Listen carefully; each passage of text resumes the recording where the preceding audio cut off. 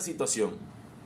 Un hombre llega a su casa y le dan a su familia la tremenda noticia de que acaban de despedirlo. Un día viernes normal, sale de su trabajo por colocar un día y le da a su familia la noticia tremenda de que lo acaban de despedir. Pero pues él saca algunos cálculos, echa números allí, hace cuentas y dice, bueno, con lo que me den de liquidación, con lo que me den de estas cosas, yo puedo más o menos aquí, haciendo algunos ajustes, solventar un mes, y yo creo que en un mes puedo conseguir trabajo. Y el hombre allí está pellizcando de todos lados lo que tiene el recurso para tratar de él llegar a este mes y poder conseguir un empleo, pero resulta que se acaban sus recursos, pasa el mes y no consigue empleo.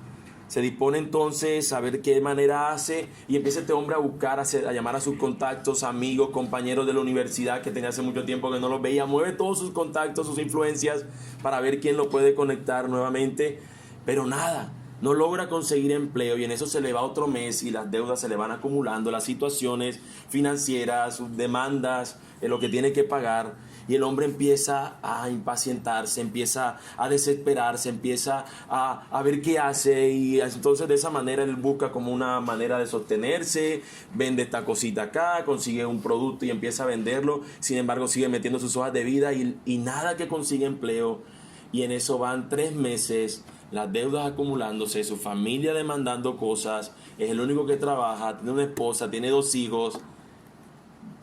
Qué situación tan desesperante. Y cualquiera de nosotros, si yo solamente con ver sus rostros puedo ver que muchos de ustedes quizás han pasado por un momento así. O quizás no ha pasado en 3 meses, pero sí una semana, o un par de días, o simplemente del 25 al 30 se siente la agonía. Y empieza uno a impacientarse y a desesperarse creyendo que las cosas pasen y suceden como uno esperaría dentro de todo lo normal. Y en eso, cuando nosotros escuchamos entonces el título del atributo de Dios, la paciencia, nos imaginamos a Dios así. Porque si la paciencia que a mí se me espera es que en medio de una situación difícil yo pueda mantener la calma, porque según la definición de paciencia, paciencia es la capacidad de sufrir y tolerar desgracias y adversidades o cosas molestas u ofensivas con fortaleza, sin quejarse ni rebelarse. O también la calma o tranquilidad para esperar. Eso es paciente. Es decir, este hombre que pudiera estar con paciencia, tranquilo, diciendo, bueno, esto va a ser mejor y todo no va, y vamos a tener pensamiento positivo, que las cosas van a suceder de la mejor forma. Y nosotros nos imaginamos a Dios así. No sé si cuando escuchamos el término paciencia usted se imagina a Dios así, tal vez sí, como un Dios que está paciente, no pasa nada, todo está bajo control, porque tendemos a veces cuando escuchamos un atributo de Dios o algo que se menciona que es Dios, lo primero que pensamos, si yo soy así, Dios debe ser entonces de esta manera, pero mejor, porque tendemos a ver que el atributo, como yo tengo un atributo que debo ser paciente y yo lo veo en cierto plano, yo me imagino Dios debería ser así, pero la paciencia de Dios, mis hermanos, no podemos medirla a la misma manera nuestra, ¿sí? No podemos colocar que todos los atributos de Dios inmediatamente debemos pensar cómo yo debería ser y aplicárselo a Dios. No, la paciencia de Dios no está sujeta al tiempo, como en el caso nuestro. La paciencia nuestra siempre está amarrada al asunto del tiempo. Siempre estamos pensando en que algo tiene que pasar y mientras eso pasa, esa espera en ese tiempo es lo que nos desespera. Pero si Dios está fuera de tiempo, porque Él es eterno, no podríamos medir la paciencia de la misma forma. La paciencia de Dios está asociada a su plan, a lo que Él ha determinado que va a cumplir. Él no se impacienta. Si Él determinó algo, no es que se impaciente diciendo, lo voy a hacer antes mejor. Y si Él tiene esta fecha para algo, Él no va a decir luego, ay, no, mejor ese día no, voy a esperar un poquito más. No, la paciencia de Dios se mide en que Él hace lo que va a hacer en el tiempo que Él fijó para eso. Él no se impacienta en el sentido que no lo hace antes ni lo hace después, lo hace en el tiempo que Él ya determinó. Él no se pasa, Él no se impacienta, su paciencia está asociada a su misericordia, porque si Dios nos mirara a nosotros y Él se llegara a impacientar con nosotros, ¿qué mereceríamos nosotros? Su ira, su castigo. ¿Y qué nos dice Él que nos da? Su misericordia. De hecho, podemos ver la paciencia en ese texto que nos dice que Él es lento para la ira, pero grande, cercano, próximo en amor, en misericordia. Eso es lo que nosotros podemos ver, mis hermanos. Nosotros todos los demás atributos nos observamos de primera manera que nosotros no nos parecemos a Dios en nada de eso. Cuando veíamos la omnisciencia, evidentemente el único omnisciente es Él, el único que sabe todo. Cuando nosotros veíamos la santidad, ¿quién es santo como el Señor? Cuando nosotros veíamos el hecho de la supremacía, ¿quién es supremo como nuestro Dios? ¿O quién es soberano como la semana anterior? Pero cuando vemos la paciencia, allí puede causarse una confusión. Porque pudiéramos pensar, Dios debe ser paciente como se espera que Dios sea paciente, pero infinitamente mayor. Pero su paciencia, vuelvo a insistir en eso, tiene que ver con el hecho de que Él determinó algo y en eso que Él determinó es cuando eso se va a cumplir. En el texto que nosotros estudiaremos hoy, se nos habla de esta paciencia de Dios. Pero es necesario, mis hermanos, tener algo de contexto de este pasaje. Cuando nosotros empezamos a leerlo nos dice, amados, esta es la segunda carta que os escribo, dice el autor, dice el apóstol Pedro. Ya había escrito una primera carta y lo que podemos decir como para tratar de resumir ambas cartas es que en la primera él les habla acerca de una dificultad que ellos van a enfrentar y es una dificultad externa. Él les va a hablar de una persecución. De afuera viene un peligro. Ustedes tienen que mantenerse sólidos, firmes en el Señor, en su palabra, en el conocimiento de Él. Él utiliza diversas cosas, menciona aún la palabra, donde debemos estar sostenidos ante la amenaza externa, la persecución que viene. En esta segunda carta, él ya no va a hablar de una amenaza externa, sino una amenaza interna. En el interior de la iglesia se estaban levantando falsos maestros, hombres indoctos y, como él va a mencionar acá, hombres burladores, que empezaron a ver la palabra de Dios, las promesas de Dios como si no fueran importantes y ahora ellos tienen que ser sostenidos, los verdaderos, los fieles del Señor tienen que ser sostenidos en el Señor, en el conocimiento de Él, en su palabra, para que ahora la amenaza interna no los dañe a ellos, no los aparte a ellos de permanecer en el Señor. Así que nosotros nos encontramos que en una primera carta hay una amenaza externa y ahora tienen una amenaza interna. En ambas cartas hay una, vuelvo a decir la palabra amenaza, pero ellos deben ser sólidos, sostenidos en el Señor, en su palabra. De allí que el apóstol empieza diciéndole, esta es la segunda carta que os escribo y en ambas despierto con exhortación vuestro limpio entendimiento. Es el objetivo del despertar en ellos con una exhortación, el que ellos puedan entender de estas cosas, para que tengáis memoria, para que recuerdes de las palabras que antes han sido dichas por quienes, por los santos profetas, y del mandamiento del Señor y Salvador dado por vuestros apóstoles. Es decir, los profetas en la antigüedad, como los apóstoles ahora, están hablando y han informado acerca de estas cosas en las cuales nosotros deberíamos permanecer. Mis hermanos, tal vez usted y yo no estamos enfrentando la misma persecución externa que ellos se enfrentaban, de una persecución a muerte por el simplemente hecho de ser cristiano, pero hay naciones donde eso sí está pasando.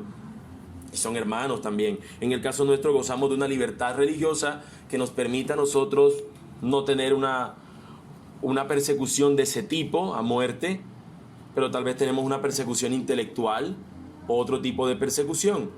Pero lo cierto es, mis hermanos, que esta amenaza interna sigue estando vigente y perfectamente podríamos nosotros abordar ese tema a mayor dimensión acerca de cómo se están levantando hoy día falsos maestros, falsos profetas dentro de la iglesia con doctrinas falsas, mentirosas, tratando de cautivar las mentes de aquellos que están como que no saben realmente qué quieren o que quieren realmente satisfacer los deseos de su propia carne. Y eso, mis hermanos, es el contexto particular de esta carta. Hay unos falsos que se están levantando y si esa exhortación fue escrita para ese tiempo, yo creo con total seguridad que nosotros necesitamos escuchar esta exhortación en la mañana de hoy para ver por qué nuestro Dios es paciente, pero también cómo nosotros deberíamos vivir conforme a lo que este Dios es. Así que yo quisiera que nosotros viéramos el resto de los versículos a la luz de tres encabezados. El primero, la impaciencia de los burladores, versículos 3 al 7. La paciencia de Dios, versículos 8 al 10, y la paciencia de los creyentes, versículos 11 al 14. La impaciencia de los burladores, la paciencia de Dios y la paciencia de los creyentes. La impaciencia de los burladores, mis hermanos, versículos 3 al 7, nos dice la palabra del Señor, sabiendo primero esto, que en los posteros días vendrán burladores, andando según sus propias concupiscencias y diciendo: ¿dónde está la promesa de su advenimiento? Porque desde el día en que los padres durmieron, todas las cosas permanecen así como desde el principio de la creación. Estos ignoran voluntariamente que en el tiempo antiguo fueron hechos por la palabra de Dios los cielos y también la tierra, que proviene del agua y por el agua subsiste, por lo cual el mundo de entonces pereció anegado en agua. Pero los cielos y la tierra que existen ahora están reservados por la misma palabra, guardados para el fuego en el día del juicio y de la perdición de los hombres impíos. La Biblia nos advierte de una amenaza inminente. Unos burladores. Estas personas toman la promesa del Señor de que Él viene como un chiste. Para ellos es una burla porque ellos simplemente esto lo toman como diríamos nosotros vulgarmente, como una recocha. Como si esto se tratara simplemente de, no, es un juego de palabras, el hecho de que el Señor venga realmente eso no es cierto. Mira, vive tu vida concentrado en lo que realmente necesitas, piensa solamente en el aquí, en el ahora. ¿Para qué pensar más adelante en otra cosa? Nadie tiene seguridad de eso. Y la forma de ver su vida, la forma práctica de tomar la Escritura y analizarla y llevarla a su vida diaria, es una vida donde jamás de los jamases se piensa en la eternidad. Y la exhortación del apóstol acá es a que nosotros pensemos en la eternidad. De que habrá algunos que se levantarán con burlas a decir: eso no existe. El hecho de que el Señor venga es falso. Es una tontería el creer en eso. Y cualquiera de nosotros pudiera pensar: ¿y será que tienen razón estas personas? ¿Será que esto es cierto? Porque parece, cuando lo transmiten, parece que hay una verdad, lo transmiten con pasión. Algunos diríamos, lo transmiten con un fuego, con una cosa que uno dice: sí, es verdad, pensemos solamente en el aquí, en el ahora.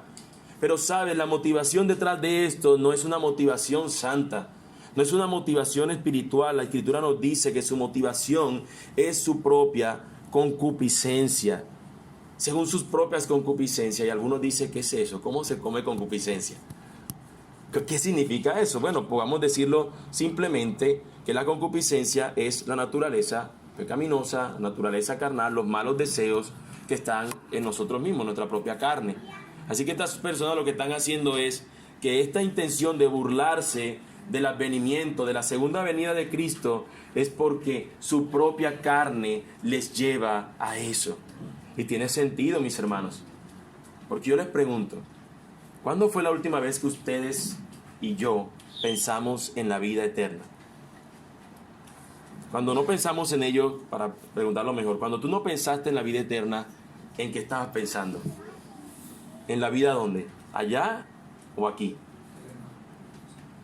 Lo terrenal. ¿Y es acaso mentira que muchas veces en nuestra vida terrenal nosotros no luchamos con las ideas de que no sea la carne la que me haga pensar lo que busco, lo que anhelo, lo que quiero, sino que sea realmente el Señor que me está direccionando? Si nosotros hoy pensáramos en lo que estuvimos hablando acerca de la deuda en la mañana, podemos decir que muchas veces la razón por la que tomamos estas deudas es porque queremos satisfacer muchas veces nuestros propios deseos egoístas o de otro tipo. La razón que estas personas no están pensando y se prefieren burlar del advenimiento de Cristo es porque prefieren satisfacer los propios deseos de su carne. Si usted puede leer todo el capítulo 2, el apóstol hace una explicación de qué es lo que realmente estas personas quieren hacer. ¿Cuál es su verdadero anhelo? ¿Cuál es su motivación para esto? Y aquí la resume en esta frase: su propia concupiscencia, los deseos carnales. La razón de su burla, mis hermanos, o el sarcasmo que podríamos decir, y cómo lo manifiestan ellos, está en el versículo 4. ¿Dónde está la promesa de su advenimiento? O sea, ¿dónde está la promesa de su segunda venida? Porque desde el día en que los padres durmieron, todas las cosas permanecen así como en el principio de la creación. Desde que Dios creó el mundo hasta el día de hoy, todo sigue estando igual. Los montes siguen estando allí, uno que otro terremoto, maremoto, tornado, pero todo sigue estando allí. ¿Dónde está Dios? ¿Dónde está Dios? Y esto es similar a lo que ocurrió cuando Nehemías quiso levantar las murallas de Jerusalén y hacer la reconstrucción del templo. Cuando aparecieron unos burladores, Sanbalat, Tobías, empezaron a burlarse. ¿Qué van a hacer? En ese poco de piedra se monta un zorro y se cae. Y es una burla. Y siempre contra el Señor van a haber necios que intenten burlarse de la obra del Señor y de lo que Él ha prometido. Y en este caso es similar. Estas personas se burlan y dentro de su corazón planean estas cosas. Los burladores modernos dentro de la iglesia son los que piensan más en el aquí y en el ahora que en la posibilidad de una vida eterna. Los burladores modernos son aquellos que llevan a su iglesia y a los fieles o a los miembros de su iglesia a pensar solamente en la prosperidad aquí en la tierra y no pensar en las palabras de Cristo cuando nos dice: más bien hagan ustedes tesoros en el cielo, donde la polilla, donde el orín no los corroe, no los corrompe. Piensen más bien en eso, más que en las cosas de aquí de la tierra. Los burladores modernos invitan a sus seguidores a que piensen solamente en las cosas terrenales y que centren sus vidas, las cimienten solamente en esas cosas. Pero también tenemos unos burladores modernos, no dentro de la iglesia, sino afuera. Y podríamos colocar un ejemplo de ellos, los ateos, los que se burlan realmente de la posibilidad de que un Dios exista, pero también algunos que dicen, entendiendo o pudiendo saber de alguna de estas cosas, diciendo: mira, sigan esperando ustedes que su Dios va a regresar. Sigan ustedes convencidos de que ese Dios va a regresar. Y utilizan todos los argumentos para burlarse. Y lo más triste a veces, mis amados hermanos, es que tú y yo terminamos siendo influenciados por ese pensamiento. Y nos olvidamos de que esto es una realidad. El mensaje de que Cristo viene y que por más que nosotros nos impacientemos, Él viene, a veces no es un mensaje tan popular en nuestros días. Podemos decir que no es el mensaje más popular de nuestros días. Nos luce y para nuestro corazón deseamos más que alguien nos diga qué tenemos que hacer ahora. ¿Cuál es el siguiente paso que debo dar? Más que pensar en qué ha dicho el Señor, en qué yo tendría que estar esperando ahora. Y Pedro, mis hermanos, da una respuesta a sus burlas, y yo estoy completamente seguro que esta misma respuesta no solamente Él se la da a los burladores modernos, sino a ti y a mí, para que mantengamos nuestra mente puesta en las cosas que Él espera que nosotros tengamos. Esos burladores ignoran voluntariamente que en el tiempo antiguo fueron hechos por la palabra de Dios los cielos y también la tierra, que proviene del agua y por el agua subsiste. El primer argumento que utiliza el apóstol, la primera evidencia bíblica que él da para defender el hecho de que el Señor viene, es decir que Dios cumplió su palabra. Por su palabra el Señor dijo que fuera hecha toda esta creación, y su creación fue hecha por su palabra. Lo primero es que su palabra fue la que él empleó para crear todas las cosas. Y esa misma palabra fue la que una vez el Señor dio para que hubiera un juicio particular. Y es lo que nos encontramos cuando nos dice: por el cual el mundo de entonces pereció anegado en agua. Anegado en agua pereció el mundo. El Señor un día determinó también que el mundo fuese inundado a través del diluvio. Fue con su palabra que Él creó, pero con su misma palabra Él también determinó que el mundo fuese sometido a juicio por medio del diluvio. Y esta cosa nos dice, y este hecho de la defensa de Pedro nos dice dos cosas particulares. Primeramente, que el Señor es veraz en lo que dice y Él cumple lo que promete. Y eso nosotros deberíamos tenerlo en cuenta. Pero lo segundo es que el Señor también juzga. El Señor también envía juicio, como lo vemos en estos textos. Mis hermanos, de hecho, el apóstol va a utilizar en el capítulo 2 unos ejemplos para mostrar precisamente el hecho de que el Señor juzga y que Él cumple sus juicios. Cuando ustedes y yo leemos desde el capítulo 2 nos dice: pero hubo también falsos profetas entre el pueblo, como habrá entre vosotros falsos maestros, que introducirán encubiertamente herejías destructoras y aún negarán al Señor que los rescató, atrayendo sobre sí mismo destrucción repentina. Y muchos seguirán sus disoluciones, por causa de los cuales el camino de la verdad será blasfemado.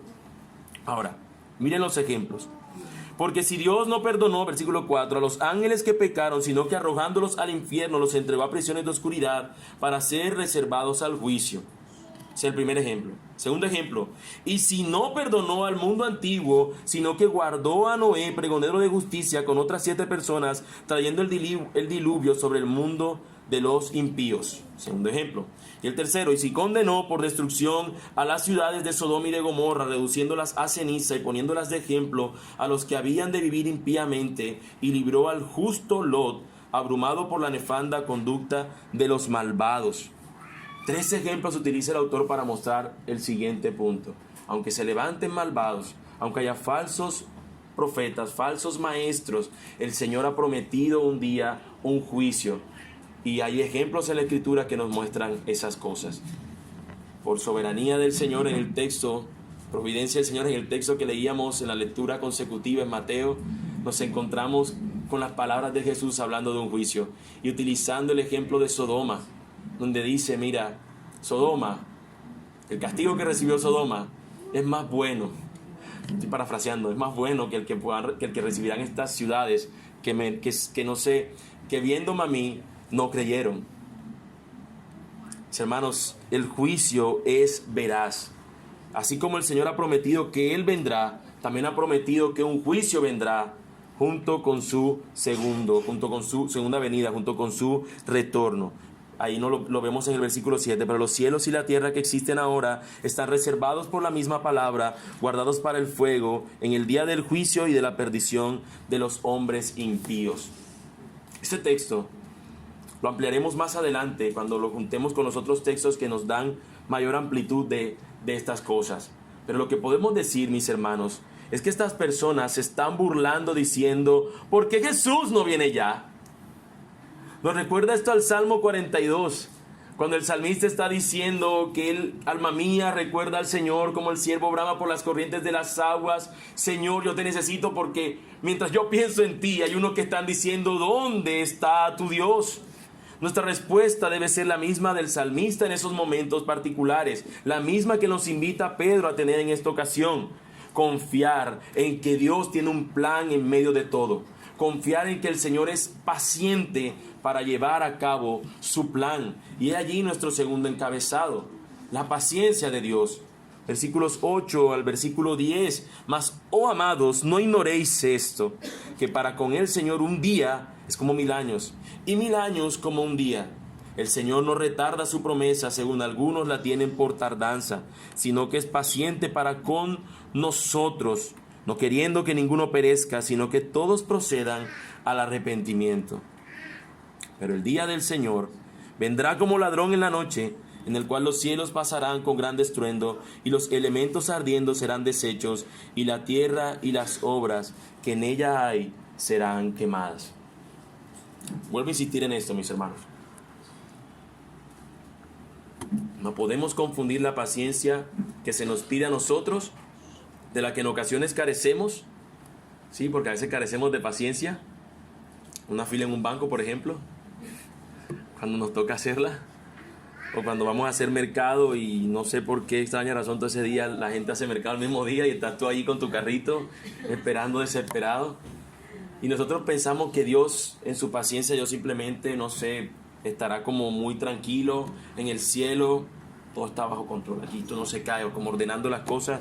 No, mis hermanos, la paciencia de Dios nos muestra realmente el punto que aquí tenemos, en que Él ha determinado las cosas, y aunque para nosotros el tiempo es algo que nos afecta y nos causa gran desesperación cuando este pasa, pero para el Señor que es eterno, el tiempo no es un problema.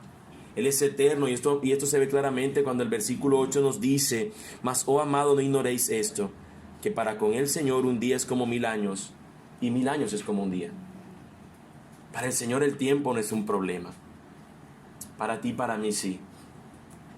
Nosotros nos dice, mira, se retrasó la quincena, te vamos a pagar ahora el 25, y ya tú enseguida te empiezas a desesperar. Y parece que nosotros fuéramos como esas, como no sé, como el agua que cambiamos de estado, estábamos sólidos y de repente nos dicen eso, es como si nos pasaran por el fuego. Nos volvemos líquidos. Y luego si la cosa se vuelve más terrible, como si nos evaporáramos. Nosotros pasamos de estado, mis hermanos, sentimentales por cualquier cosa que nos sucede. Pero Dios no. En este sentido, cuando nos habla de paciencia, vuelvo a decirlo, no es una impaciencia que Él está desesperado por hacer, es que el Señor permanece, es inmutable, Él es el mismo, ayer, hoy y por siempre. Y lo que Él dice se va a cumplir, y se cumple cuando el tiempo que Él ha determinado. para que se cumpla. Y eso usted lo encontrará en el Antiguo Testamento, cuando el Señor determinó, llegará el día cuando esto y esto y esto y esto pase. Y precisamente suceden todas esas cosas, y en ese momento ocurre el evento que el Señor así había determinado. Y la invitación, mis hermanos, es que nosotros no ignoremos esto, que no lo ignoremos. Nosotros hoy podríamos resetear nuestro disco duro, nuestro chip, y simplemente decir, mira, yo quisiera, sí, la paciencia de Dios, sí, el que el Señor viene, pero ¿por qué no aterrizo algo a mi problema particular y personal, mis hermanos? Si el hecho de que Cristo viene no afecta el evento particular de tu vida, no sé realmente qué lo podrá afectar. El hecho de que el Señor viene y que tú estás viviendo una vida para glorificarlo a Él, y una vida donde estas cuestiones que tú estás viviendo se conectan y te llevan a pensar en esta vida eterna. Si eso tú no logras conectarlo, mi hermano, realmente creo que necesitas ayuda. Y aquí hay hermanos que podrían darte la mano en ello, poder ayudarte a que tú estés pensando en las cosas de arriba y no en las de la tierra, no porque no sean importantes, sino porque hay una que es prioritaria, hay una que es más importante. Evidentemente, mis hermanos, la invitación es a que nosotros no ignoremos esto, a que no ignoremos que el Señor no retarda su promesa. Algunos creen que esto es una tardanza, pero Él es paciente. ¿Para qué? Para con nosotros. ¿Por qué razón? Porque Él no quiere que ninguno perezca, sino que todos procedan al arrepentimiento. El hecho de que el tiempo del Señor aún no se haya cumplido tiene una razón. No es antes, no es después, Él es paciente. ¿Cuándo eso pasará? ¿Cuándo será? Nosotros no lo sabemos.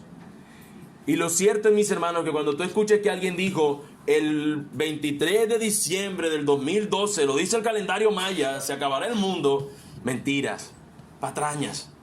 Cuando alguien diga es el día tal del año 2020, mentiras, patrañas. ¿Por qué? Porque la Biblia dice que nadie lo sabe.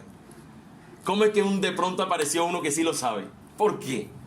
¿Qué tiene ese especial? ¿Qué tiene ese especial? ¿Qué le pasó a ese? Recibió una revelación cuando el Señor dijo que ni Jesús dijo, no, eso le pertenece a mi Padre. Mis hermanos, no creas cuando nos digan eso. El día que el Señor viene, lo que tú y yo tenemos que estar haciendo es estar preparados. Ser pacientes, como Él está siendo paciente en esperar. ¿Sabe qué está esperando el Señor? Que el último de sus elegidos sea salvo. El último de los elegidos sea salvo. Nadie sabe la fecha. Ya del Señor Él vendrá como un ladrón en la noche. Nadie lo espera. Ninguno de nosotros está con un elemento de protección esperando. Esta noche yo sé que viene un ladrón. Nada, ninguno de nosotros hace eso. Todos nos acostamos a dormir, a descansar, y esperamos y oramos al Señor para que nada malo pase. Pero ninguno de nosotros espera que venga un ladrón, ni tampoco tiene una fecha fijada. El 15 de cada mes viene un ladrón a la casa. No tenemos, un ladrón nos espera. Y de la misma manera nosotros no tenemos una fecha para esperar de que el Señor venga. Pero hay algo seguro, Él volverá. Y la razón es porque Él así lo ha dicho. Pero no solamente eso, mis hermanos, sino que con su regreso inminente también habrá un juicio inminente. Es decir, que es seguro, que es próximo en el tiempo que eso acontezca. Es inminente, es una seguridad de que Él va a venir, pero que cuando Él venga también va a juzgar. Y eso, mis hermanos, es lo que nosotros encontramos en ese versículo 10, cuando nos dice, en el cual los cielos pasarán con gran estruendo y los elementos ardiendo serán deshechos y la tierra y las obras que en ella hay serán quemadas. Hay un juicio que allí se menciona. El Señor viene y Él es paciente, y en su paciencia Él va a cumplir esto cuando Él ya lo ha determinado. Ese es el hecho. Él es quien sabe la fecha, Él es quien sabe el día. No es como dicen algunos que es tal fecha, como algunos grupos que ya han dicho más de una fecha y después la cambian. No, es que ese día no pasó tal cosa, otro día. Y así se la pasan todo el tiempo. No, mis hermanos, nadie sabe el día, nadie sabe la hora, pero hay algo cierto: el Señor viene.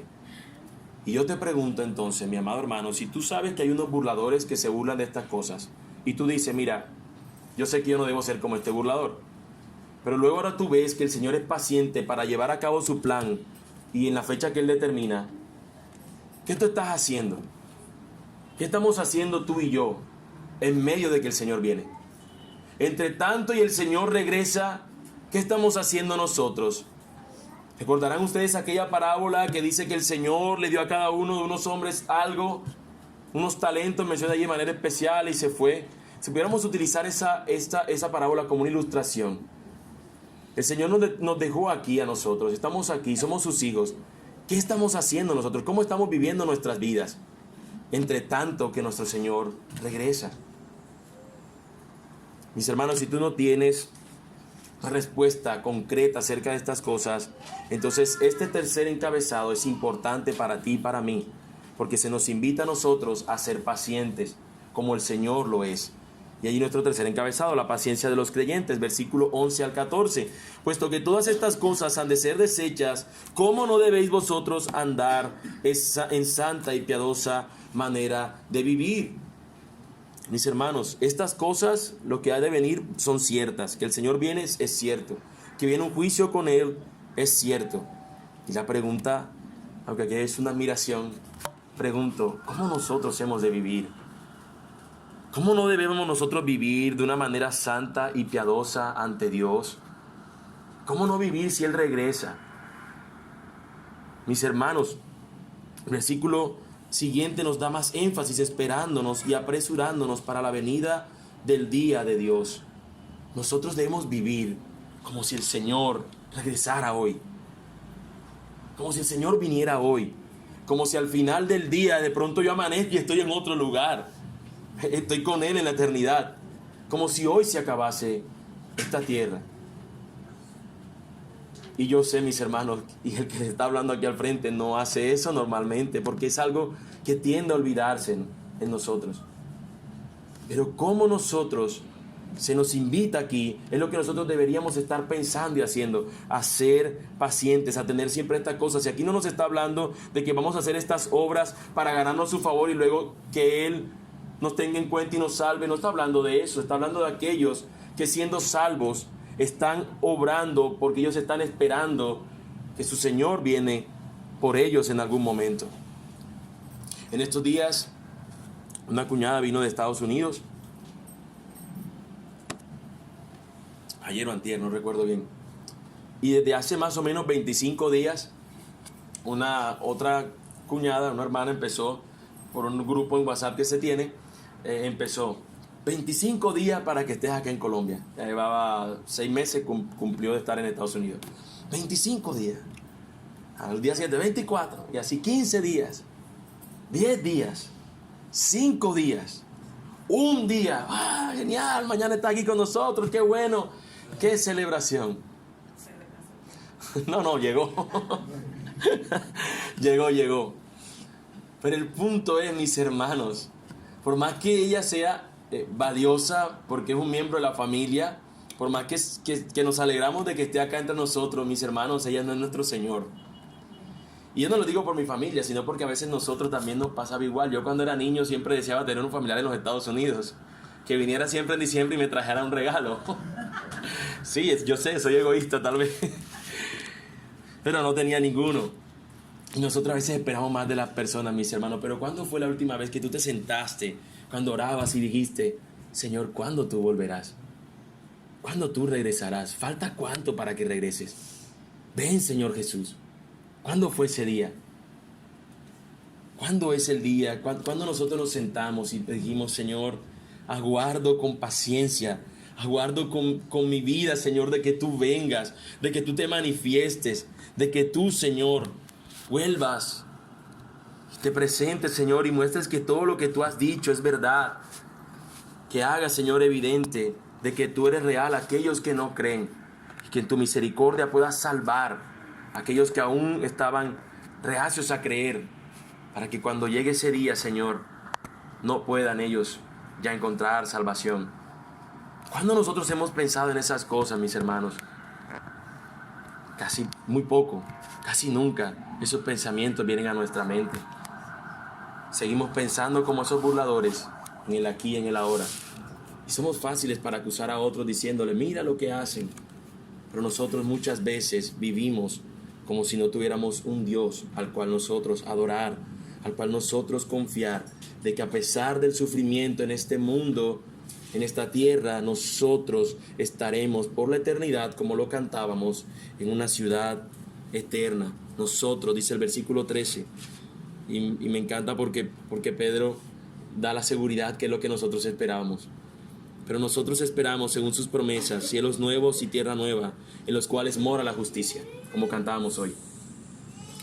Y aunque tú y yo no lo pensamos normalmente, lo cierto es, mis hermanos, que muchas de las razones por las cuales tú y yo sufrimos, es como dice un autor, que el sufrimiento es el megáfono de Dios para un mundo de sordos, pero también para unos hijos que están sordos.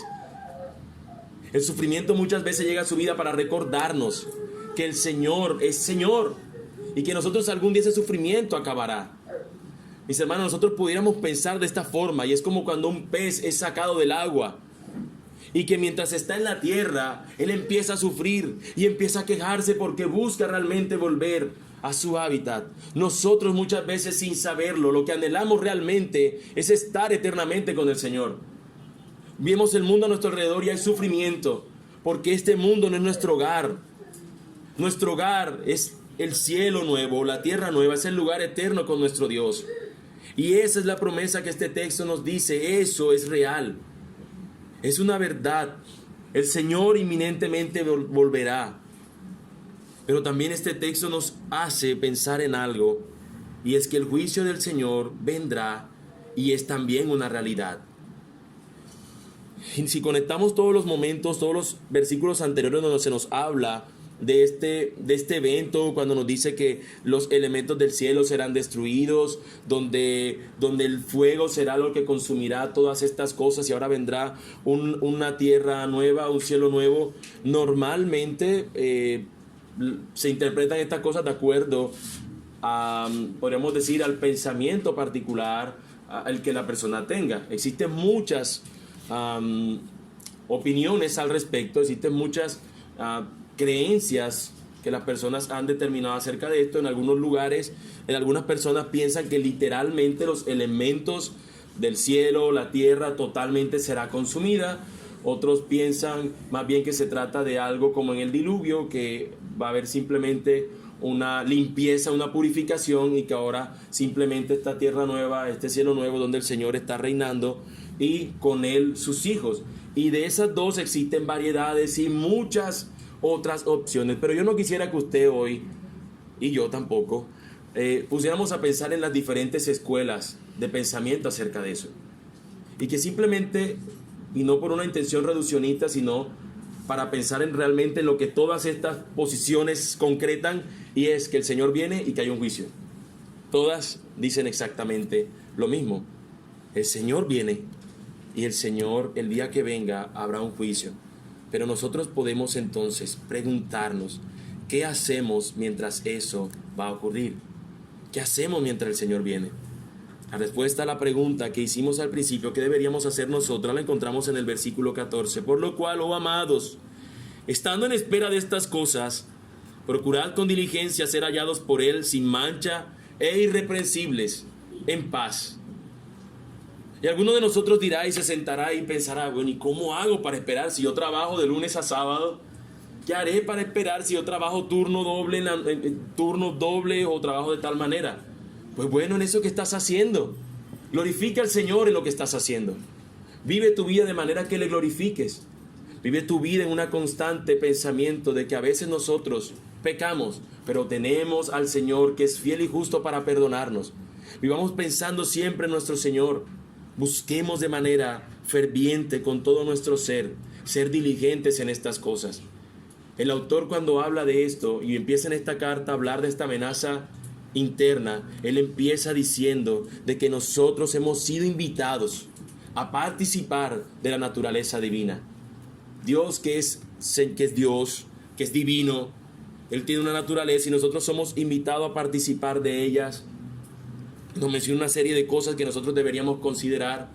Luego el autor nos va a hablar que tenemos que ser diligentes en ellas. No es algo que simplemente por el hecho de ser cristianos ya llegaron de la noche a mañana. Ya soy más amoroso. Hoy me entregué al Señor mi vida, ya soy más amoroso. Hoy simplemente entregué al Señor mi vida, ya tengo más paciencia, soy más piadoso. No, hay que trabajar diligentemente en estas cosas. Nosotros tenemos que, como dice en este versículo 14, ser hallados sin mancha, irreprensibles. Diligentemente trabajar en ello. Procurad con diligencia ser hallados por Él sin mancha, irreprensible. Que el día que el Señor vuelva, tú y yo pudiéramos estar y diciendo: wow, Señor, gracias. Aleluya, gloria sea al Señor. Regresó. Como decíamos, y a veces se nos olvida esa frasecita: Maranata, Cristo viene, Cristo viene, Maranata. Sí, sé que no todos vienen de un contexto donde habían escuchado esa frase, de manera particular tampoco, pero sí escucho muchos hermanos que constantemente en sus servicios cantan este grito: Maranata, Cristo viene, Maranata. Pero salimos de la iglesia y se nos olvida Maranata. Salimos de un entorno espiritual y se nos olvida que el Señor viene. Deberíamos, mis hermanos, pensar en que el Señor, que es paciente, Él va a cumplir un determinado momento, que Él va a regresar. Y nosotros deberíamos entonces pacientemente aguardar por ese día, viviendo nuestra vida como el Señor nos manda y nos llama a vivir. Mis hermanos, de manera de conclusión, quisiera leer solamente los versículos finales y de una u otra manera ver lo que el autor resume de todo lo que hemos estado hablando. Tened entendido, mis hermanos, que la paciencia de nuestro Señor es para salvación. Como también nuestro amado hermano Pablo, según la sabiduría que le ha sido dada, os ha escrito casi en todas sus epístolas, hablando en ellas de estas cosas, entre las cuales hay algunas difíciles de entender, las cuales los indoctos e inconstantes tuercen, como también las otras escrituras, para su propia perdición. Ahí encontramos lo que decíamos al principio, que la palabra de los apóstoles, el Señor también las ha usado para enseñarnos acerca de estas verdades, pero que estas personas burladores, según sus propias concupiscencias, las transforman, las cambian para su propia perdición. Pero ¿qué debemos hacer nosotros, oh amados hermanos, sabiendo todas estas cosas de antemano? Guardaos, no sea que arrastrados por el error de los inicuos, caigas de vuestra firmeza. Antes bien, creced en la gracia y el conocimiento de nuestro Señor y Salvador Jesucristo. Esto es, mis hermanos, creced en el Evangelio. Creced en el Evangelio. Predícate el Evangelio a diario a ti mismo. En medio de tu lucha, en medio de la bendición que puedas estar teniendo o del momento difícil, predícate el Evangelio. Recuérdate que Cristo vivió la vida santa que se esperaba que tú vivieras. Recuérdate que Él murió la muerte horrenda que tú tenías que morir. Recuérdate y predícate a ti mismo que el Señor resucitó y ha prometido que si nosotros morimos también resucitaremos con Él. Y que si Él viene antes de que muramos, nosotros estaremos con Él. Predícate esa verdad todos los días. Predícate el Evangelio que te dice que tú eres un pecador, pero que tienes aquel que es el Salvador y que ha perdonado tus pecados y te ha acercado y te ha hecho hijo de Dios ahora. Pero mi amado amigo que estás aquí en esta mañana, mira, quiero decirte algo. Si nosotros, viendo la persona del principio, la que estaba sufriendo, la que duró 1 mes, 2 meses, 3 meses sin conseguir empleo, te aseguro que si cualquiera de nosotros, teniendo una condición de poder ayudarla, nosotros, si saliera de nuestros recursos, le daríamos, si pudiéramos darlo. Si pudiéramos contactarlo con alguien que pueda contratarlo en una empresa, lo haríamos. Si pudiéramos montar un negocio y que esta persona pudiera trabajar y recibir allí, tener empleo, lo haríamos. Cualquier forma nosotros te aseguro que haríamos por una persona en necesidad que nosotros pudiéramos ayudar. Pero ¿sabes algo? Esa ayuda terminaría aquí en esta tierra. Porque todo su empleo, todos sus recursos, todo lo que él pueda conseguir con ellos, terminan aquí. Pero yo viendo que una persona tiene la mayor necesidad de todas, y es resolver su situación con Dios, sabiendo que es un pecador y que necesita a su Salvador, a su Redentor, ¿por qué no ayudarle? ¿Por qué no darle el mensaje que dice que él puede ser perdonado de sus pecados si se arrepiente y cree en Jesucristo? ¿Por qué no darle para que él solucione el mayor de sus problemas? Y si tú estás aquí teniendo ese mayor de los problemas, mi hermano, mi amigo, que estás acá, tú has escuchado que el Señor volverá algún día. Tú has escuchado que esta tierra tiene un final, un fin de los tiempos, un juicio final. Si tú has escuchado estas cosas, mis hermanos, ¿por qué piensas entonces en que la mayor de tus bendiciones sería resolver tu problema que termina aquí? ¿Por qué no te pones y ajustas tu cuenta, tu deuda con el Señor, y vas a Él y te arrepientes de tu pecado? Tú lo que necesitas realmente con urgencia es que el Evangelio obre en tu corazón. Tú necesitas saber que hay un Salvador que murió por ti, pero que si tú te arrepientes y crees en Él, serás salvo, dice la palabra del Señor. Si tu condición de pecado te hace ver como que tú te sientes el peor de los pecadores, allí estuvimos todos algún momento. Y el Señor, como Él promete, Él no echa a ninguno afuera que viene a Él arrepentido. Ve a Cristo ahora y cree en Él. Que como termina diciendo estas palabras finales, a Él sea la gloria ahora y hasta el día de la eternidad. Amén.